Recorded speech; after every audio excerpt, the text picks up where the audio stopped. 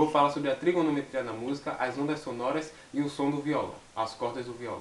Bom, a onda é definida como as ondas são definidas como uma perturbação que se propaga sem um transporte de matérias. Bem, assim como a voz humana é o resultado da vibração das pregas vocais durante a passagem de ar, o som do violão é resultado da vibração das cordas musicais quando é aplicada uma certa tensão nelas. Então, o som do violão ele se propaga através das ondas sonoras, que se propagam em todas as direções possíveis. Então, a trigonometria serve o quê? Na hora de projetar estúdios para gravações de DVDs e músicas e acústicos, porque os ângulos das paredes e os materiais que são feitos no estúdio servem para que o som não escape, não se perca o som e ele seja concentrado de uma maneira de que seja maior aproveitado o som da música. Pronto.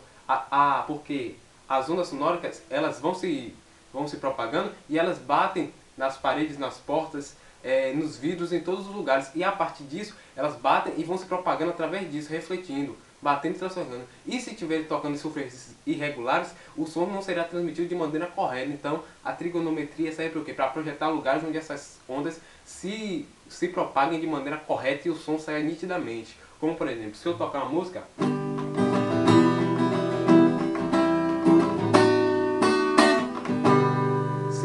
uma pessoa que esteja aqui próximo a mim vai ouvir o som dessa música se propagando, mas pode ser que outra pessoa que esteja atrás de uma parede não ouça com nitidez, porque é necessário que a onda ultrapasse essa parede através da difração e alcance essa pessoa. Então, assim, por esse modelo são projetados o quê? Portas à prova de som, que o som não passe. Para quê? Para impedir a passagem das ondas, da propagação das ondas sonoras. E a trigonometria está presente em tudo isso, a matemática na hora de projetar tudo isso. E aí, quando a gente fala de ondas, temos que estudar os elementos das ondas. Bom, as ondas, a parte mais alta quando a onda ela vai em senoide, então a parte mais alta da onda, o pico, é chamado de crista. E a parte mais baixa, a curva mais baixa da onda é chamado de vale. Então, a distância de uma crista à outra, da onda que ela vai contínua, de uma crista à outra, é chamado de comprimento de onda. Assim como a distância de um vale para outro também é chamado de comprimento de onda. Então, um ciclo de onda quer dizer o quê? Um ciclo de onda quer dizer quando a onda ela completa um comprimento de onda completo, que ela vai de uma crista até outra crista ou de um vale até outro vale. E esse é o formato, quando ela completa esse comprimento de onda, é chamado um ciclo. E a frequência de onda, o que é a frequência de onda? É a quantidade de ciclos que a onda faz num período de tempo. Ou seja, quanto maior os ciclos, quanto maior a quantidade de ondas que vierem, maior será a frequência. Quanto menor a quantidade de ciclos, menor será a frequência. Isso também é interessante, porque quanto maior a quantidade de ciclos, menor vai ser o tamanho desses ciclos. A amplitude desses ciclos o comprimento da onda será menor, porque serão mais ondas vindo seriamente. Mas quando for uma frequência bem pequena, que vier poucas ondas, o comprimento vai ser alongado, porque vai demorar mais tempo para ele completar esse ciclo, porque é uma frequência menor e o tempo demora mais. E a partir disso, nós podemos ver a propagação das ondas. Por quê? Nós vemos durante a frequência de propagação numa corda. As notas aqui. Nós sabemos que, segundo a fórmula, a velocidade de propagação da onda em uma corda, como na corda do violão, é igual à raiz da força, a tensão que aplica sobre ela, sobre a densidade linear dessa corda. O que é a densidade linear dessa corda? É a quantidade de massa no comprimento que essa corda tem. Então, nesse caso, a velocidade, quanto maior for a força aplicada, maior será a velocidade, a tensão aplicada. E quanto maior a densidade linear da corda, menor será essa velocidade. Nós podemos ver aqui, quando eu aplico uma força maior, ela vibra durante o tempo e cessa seu movimento. Quando eu aplico uma tensão menor, ela demora mais tempo vibrando do que demorou um segundo a mais. E isso é a diferença, porque a tensão ela demora mais, a velocidade de ela se propagar. O comprimento da onda é maior, porque quanto menor a força, maior vai ser esse comprimento de onda. E a diferença da densidade linear também é muito importante, porque a densidade linear, vemos a diferença entre a corda Mi, a sexta, a grave, essa daqui, e a corda Mi aguda, a primeira. A diferença linear delas é muito grande. Essa aqui é mais grossa, é mais densa do que essa. Então, quando eu toco essa e essa com a mesma força, a daqui, por ela ser menos densa, a velocidade dela é menor. A daqui, a velocidade dela aqui é maior, porque ela é menos densa. Já a daqui tem uma velocidade menor. Eu posso fazer com essas duas também. A daqui já parou de vibrar e a daqui continua, porque a sua densidade é maior, ou seja, sua velocidade é menor. Ele vai demorar mais tempo propagando essa onda, mais tempo vibrando. Nós podemos observar isso da maneira certa aqui, ó. Vou fazer de novo. A Mi, ela para de vibrar e a daqui ainda continua vibrando até encerrar. Aqui encerrou e a daqui continua. E aí explica o conceito de densidade linear. E vem o conceito de frequência também. O que é esse conceito de frequência? Bom, a frequência vai ser igual à frequência ideal, que é 1, sobre 2 vezes L, que é o comprimento da corda, vezes a velocidade. E essa velocidade é o quê? A força, a raiz da força sobre a densidade linear. E aí nós podemos ver essa frequência aqui. Quanto maior for o número de oscilações durante esse tempo, maior será essa frequência. Então a velocidade está baseada com a frequência. Quanto maior a velocidade, também maior será a frequência. Quanto menor a velocidade da propagação da onda na corda, menor será a frequência. Então nós podemos estabelecer relações. Ou seja, se o comprimento 2L ele está dividindo nessa equação, se ele está sendo dividendo, se está dividindo como denominador, ou seja, quanto maior for o comprimento da corda, menor será a frequência. E se a frequência é menor, o comprimento de onda é maior.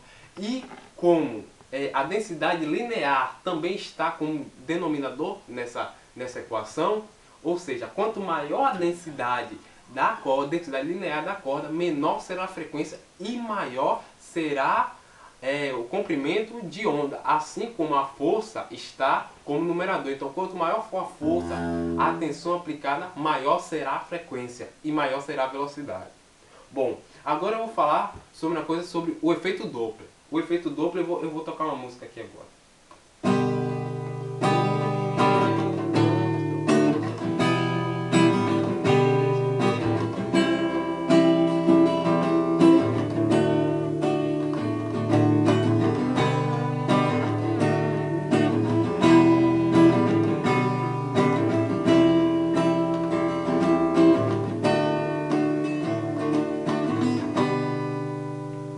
Quando eu estou tocando, a onda está se propagando. Se tiver uma pessoa ao meu lado direito e outra pessoa ao meu lado esquerdo, e elas estiverem à mesma distância da fonte sonora, que é o violão, à mesma distância, ao mesmo ângulo da fonte sonora, ambos estiverem de um lado, as ondas vão se propagar com a mesma frequência para ambos. Para a mesma frequência para ambos. Mas o efeito Doppler, ele diz que a frequência da propagação de onda, ela varia quando nós mudamos a direção e a posição da fonte sonora. Vou dar um exemplo. Se uma pessoa está do meu lado direito, ela está à mesma distância, mas eu me levanto para tocar e eu vou tocando e vou me mexendo. Uma pessoa está do meu lado direito e outra na esquerda. Mas eu vou tocando e eu vou me aproximando.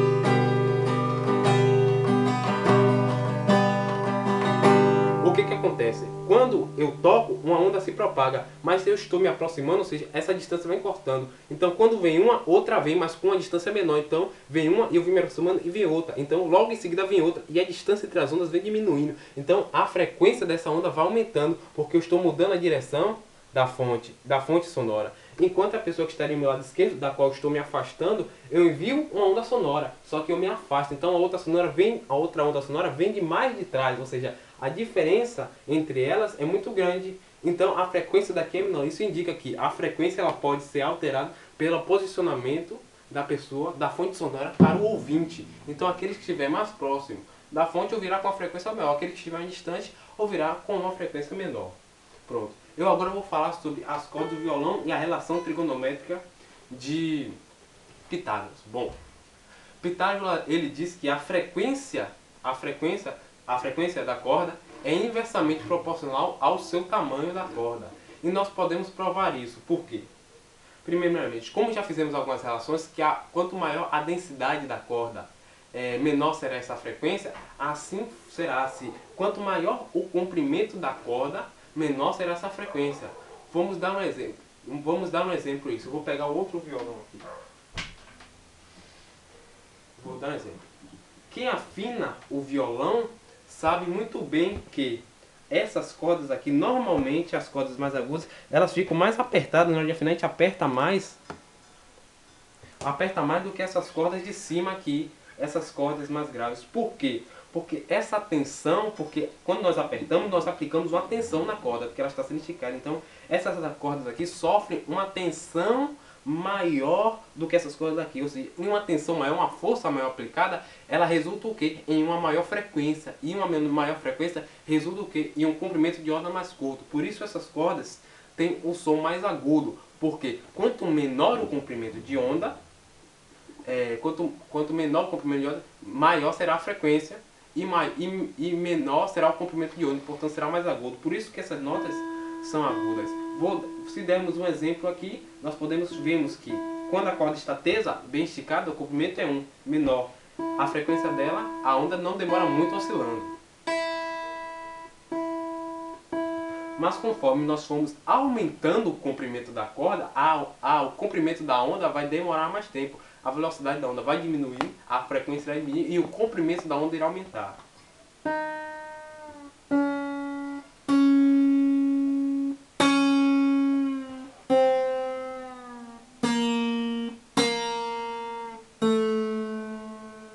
Você pode perceber que, de acordo com o que eu estou folgando, a corda está ficando, o comprimento é maior, então a onda ela vai demorando mais vibrando. Ó.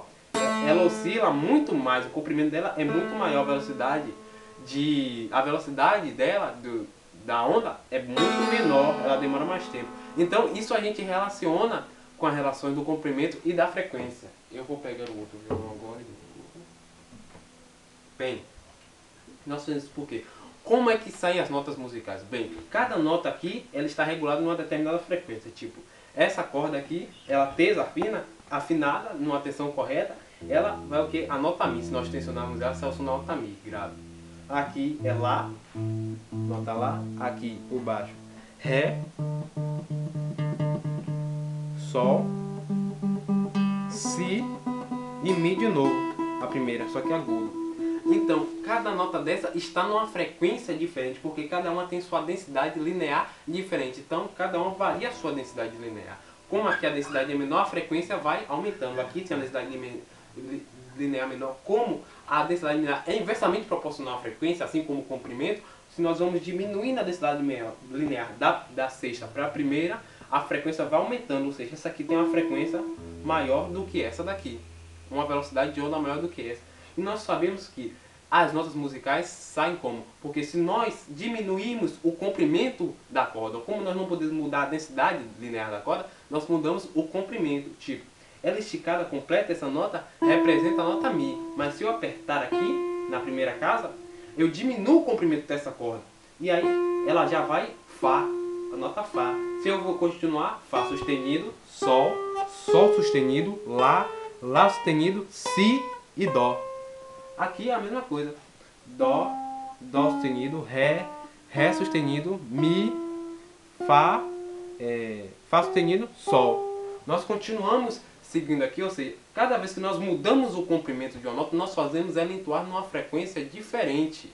Então, a partir disso, nós podemos entender que quando mudamos o comprimento da onda, ela entoa numa frequência diferente. Dependendo do comprimento, ela pode soar na frequência maior ou menor, e o comprimento de onda aumenta ou diminui. E isso foi prescrito por Pitágoras, que era inversamente proporcional. Podemos ver aqui nessa corda.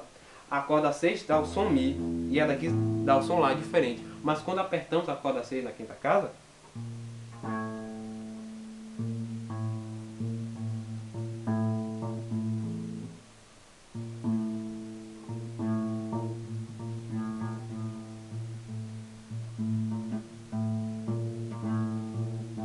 nós podemos perceber que o som delas é igual, a mesma nota, porque eu fiz diminuir a comprimento de onda e eu aumentei a frequência dele, quando eu diminui o comprimento de onda. Quando eu mudei, eu mudei o comprimento de onda, eu modifiquei a frequência dele. Então essa frequência ficou igual dessa. Então esse é o resultado das cordas musicais, porque quando nós apertamos aqui, se eu apertar, apenas vai sair um som. Mas se eu aperto a nota Ré, eu estou tensionando a primeira corda, aqui, Fá sustenido. Essa daqui, apertando aqui é Ré, e aqui é outra nota, Dó sustenido. Então quando eu vou mudando a nota Ré, elas já estão em outra frequência, porque eu já mudei o comprimento de onda. Assim como são as demais notas. Dó, Ré, Mi, Sol e tem o Fá. E aí nós vamos mudando isso tudo. E aí vemos a relação trigonométrica e das ondas na música.